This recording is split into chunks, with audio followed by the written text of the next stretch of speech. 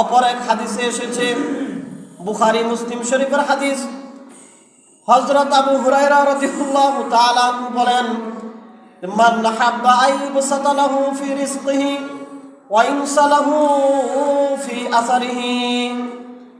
আল্লাহর নবী সাল্লাল্লাহু আলাইহি ওয়াসাল্লাম বলেছেন, যে ব্যক্তি চায় যে আমি অনেক বছর বেঁচে থাকব, আমাকে আল্লাহ অনেক দীর্ঘ হায়াত দান করবেন, এবং যেই ব্যক্তি চায় ওয়া ইনসালাহু ফি আসারিহি, যেই ব্যক্তি চায় তার হায়াত অনেক বেড়ে যাক, আইয়ুবসাতা লাহু ফি রিজকিহি, আর যেই ব্যক্তি চায় যে আমাকে আল্লাহ সচ্ছলতা দান করুক, কখনো যেন আমার অভাব না আসে।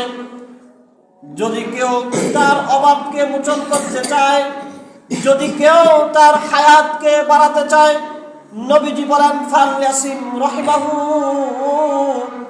তাহলে এমন উম্মতের জন্য আমি নবীর নির্দেশ হলো সে যেন আত্মীয়তার সম্পর্কগুলোকে জুড়িয়ে রাখে। সুবহানাল্লাহ।